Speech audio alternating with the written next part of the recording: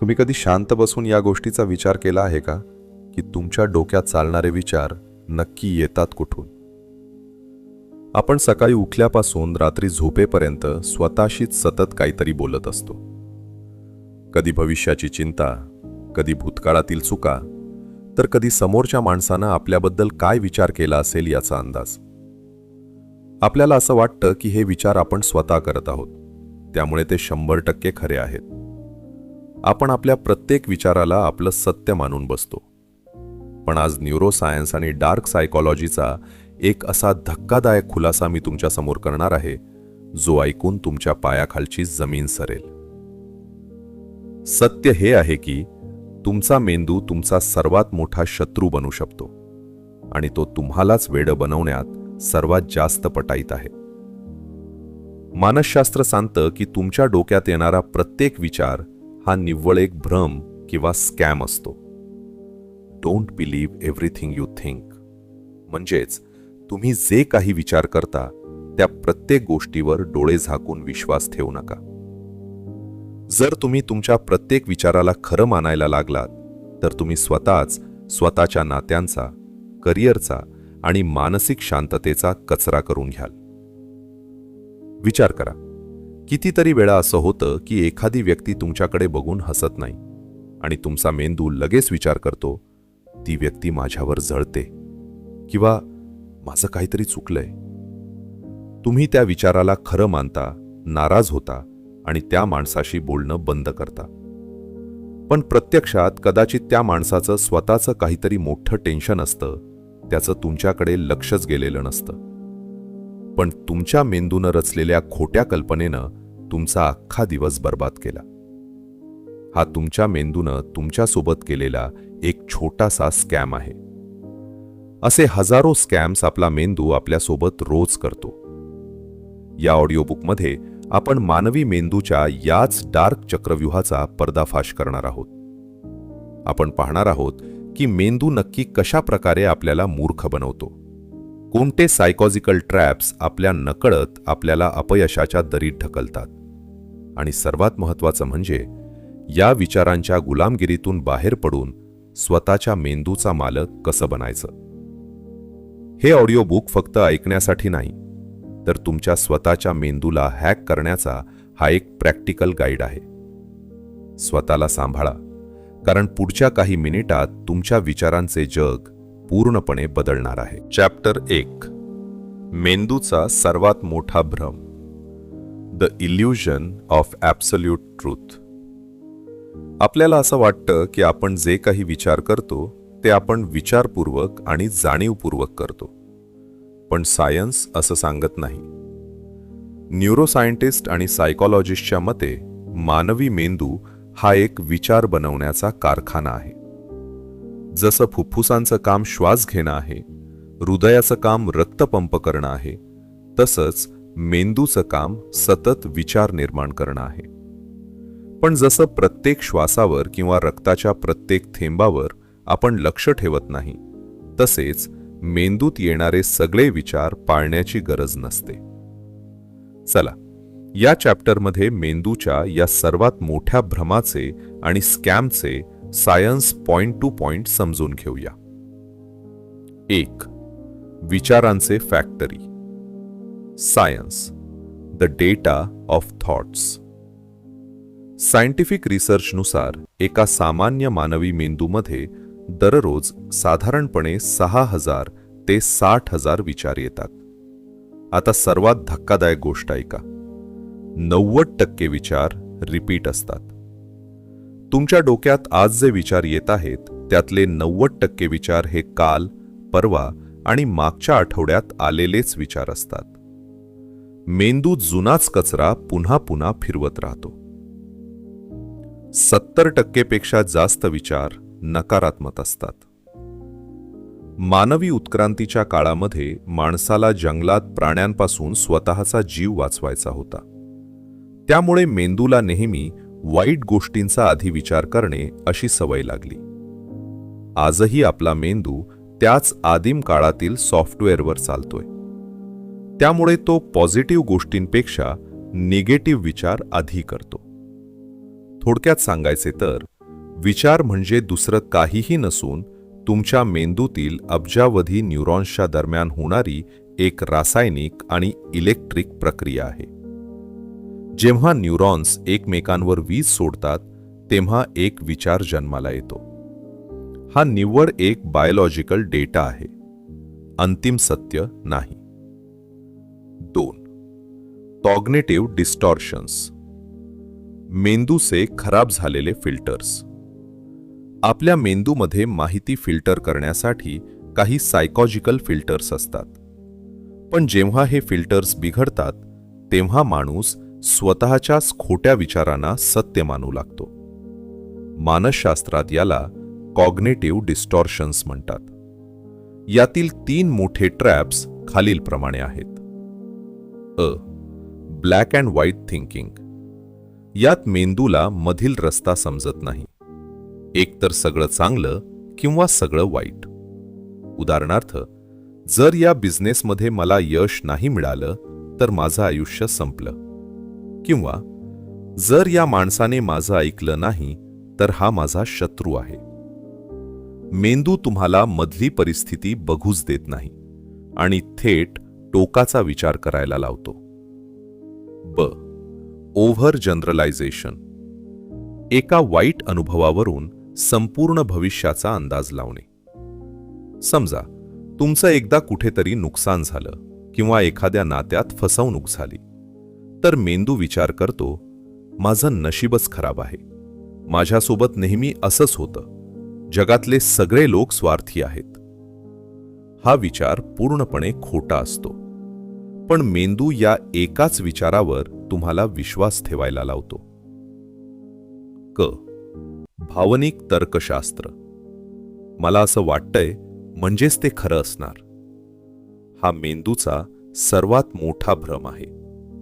जर तुम्हाला आतून भीती वाटत असेल तर मेंदू विचार करतो की बाहेर खरंच काहीतरी धोका आहे. जर तुम्हाला स्वतःबद्दल वाईट वाटत असेल तर मेंदू विचार करतो की तुम्ही खरंच लायकीचे नाही आहात. मेंदू भावनांना वास्तवाचा दर्जा देतो, जो की एक मोठा स्कॅम आहे. 3. विचारांचे गुलाम बनण्याचे दुष्परिणाम. जेव्हा तुम्ही मेंदूने तयार केलेल्या या खोट्या फिल्टर्सवर आणि विचारांवर डोळे झाकून विश्वास ठेवता, तेव्हा तुमचे सबकॉन्शियस माइंड त्याला तुमची रियालिटी मानू लागतं. तुम्ही दिवसभर चिंता, स्ट्रेस आणि ओव्हर थिंकिंगच्या चक्रव्यूहात अडकून पडता. तुम्ही स्वतःचे शत्रू बनता, कारण तुमच्या दुःखाचे कारण बाहेरील जग नसून तुमच्या स्वतःच्या डोक्यातील खोटे विचार असतात. म्हणूनच डोक्यात विचार आला की लगेच त्यावर रिॲक्ट होऊ नका. विचार हा फक्त एक विचार आहे, तो पुरावा नाही. चॅप्टर 2. विचारांचे सापळे. कॉग्निटिव्ह बायसेस आणि मेंटल ट्रॅप्स. स्वतःच्या रोजच्या चुकांची जाणीव होईल.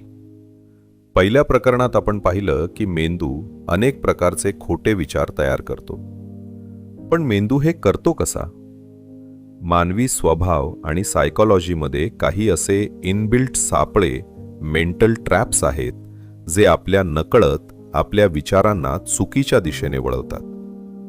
या सापळ्यांना मानसशास्त्रात कॉग्निटिव्ह बायसेस म्हणतात. चला, या चॅप्टरमध्ये आपण मेंदूच्या अशा 5 सर्वात धोकादायक सापळ्यांचा पर्दाफाश करूया, ज्यांच्यावर आपण रोज आंधा विश्वास ठेवतो. 1. Conformation bias. स्वतःला आवडेल तेच खरे मानणे. हा मानवी स्वभावाचा सर्वात मोठा दोष आहे. आपला मेंदू कधीही पूर्ण सत्याचा शोध घेत नाही. तो फक्त अशाच गोष्टी शोधतो ज्या त्याच्या आधीच्या विचारांना मॅच करतात. उदाहरणार्थ, जर तुम्ही असा विचार करून बसलात की माझं नशीबच खराब आहे आणि मी कधीच श्रीमंत होऊ शकत नाही, तर तुमचा मेंदू जुन्या फक्त अशाच आठवणी शोधून बाहेर काढेल जिथे तुमचं नुकसान झालं होतं. तो तुम्हाला तुम्ही केलेले चांगले प्रयत्न किंवा मिळालेले यश अजिबात आठवू देणार नाही. मेंदू स्वतःच्या खोट्या विचारांना सत्य ठरवण्यासाठी स्वतःच खोटे पुरावे गोळा करतो. या सापळ्यामुळे माणूस आयुष्यभर एकाच चुकीच्या विचारात अडकून राहतो. 2. Negativity bias. सांगुलपणाकडे दुर्लक्ष करणे. Negativity bias. तुम्हाला दिवसभरात 10 लोकांनी चांगलं म्हटलं आणि एका माणसाने तुमच्यात काहीतरी चूक काढली वा वाईट म्हटलं, तर तुमचा मेंदू रात्री झोपताना कुणाचा विचार करेल? नक्कीच त्या एका वाईट बोलणाऱ्या माणसाचा.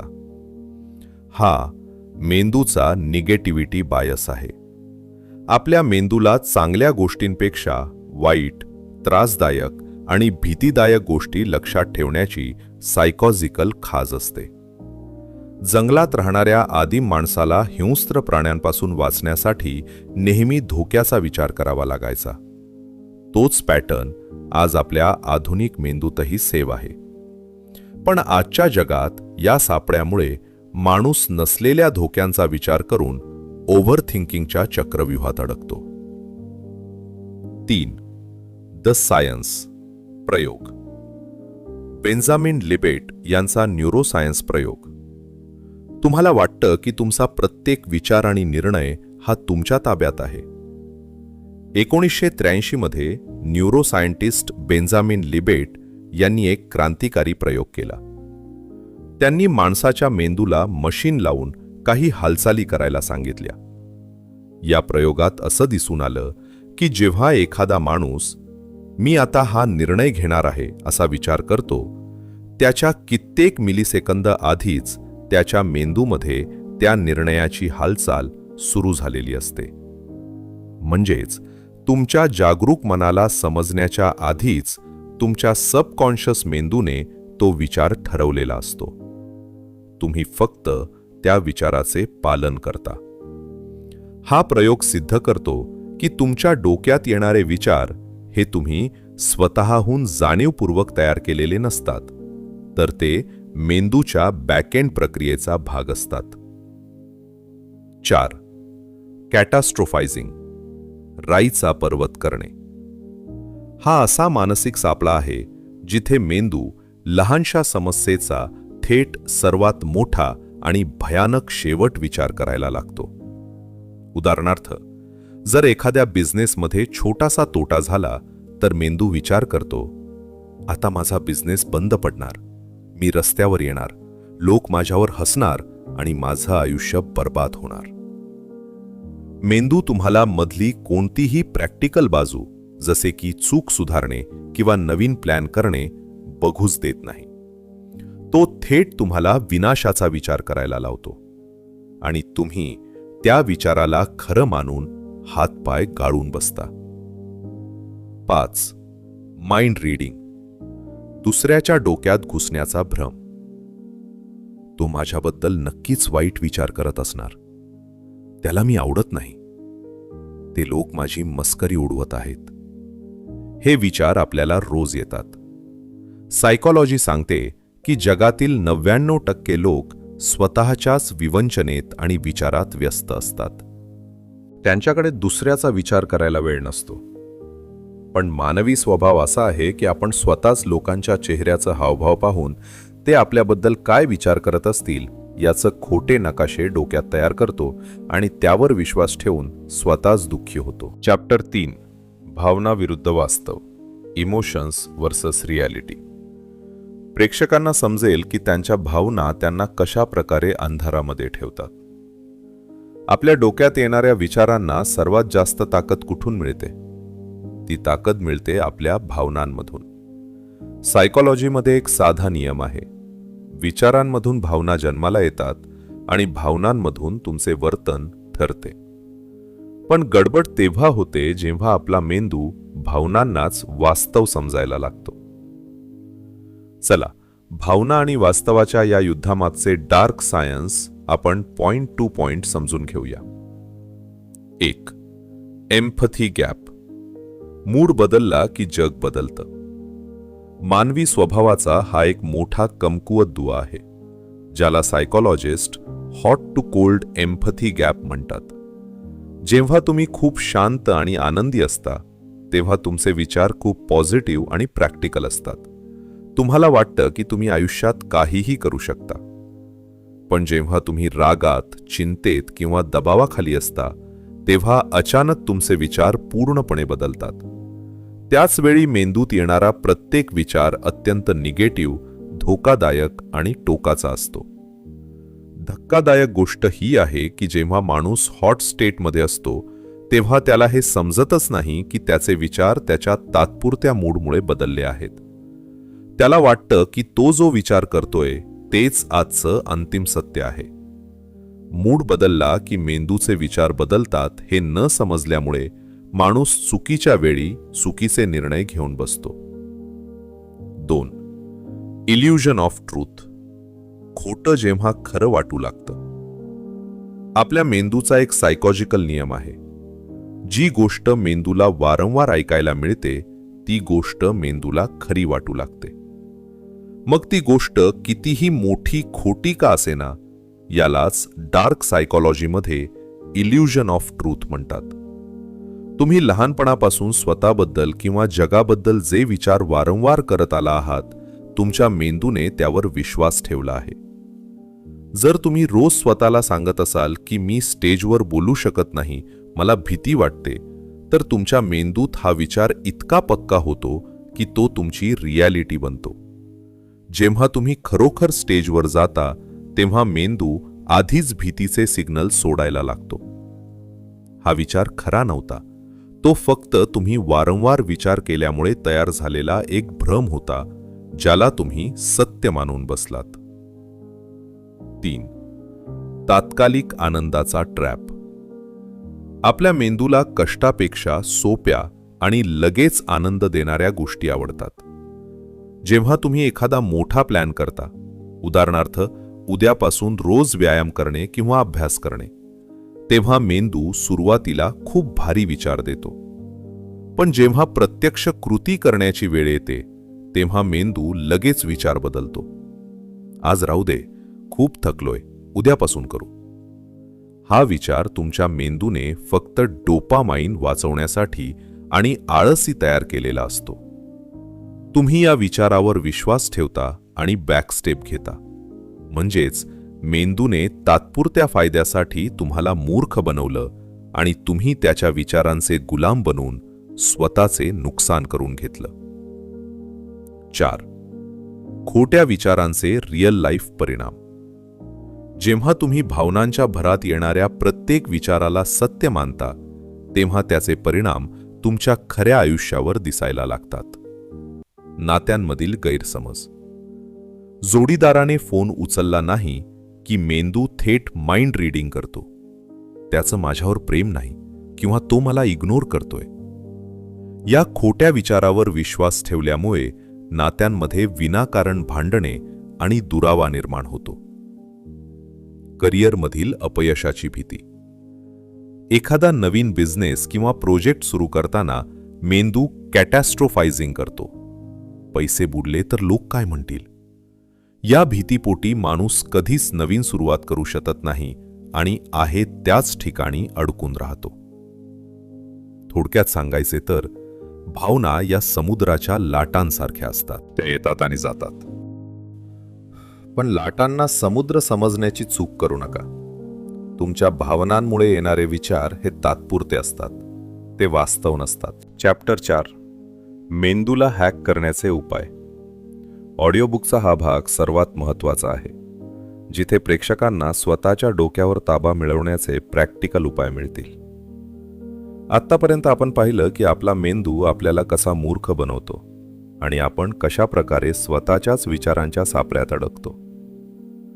पण आता सर्वात मोठा प्रश्न हा आहे की या चक्रव्यूहातून बाहेर कसं पडायचं.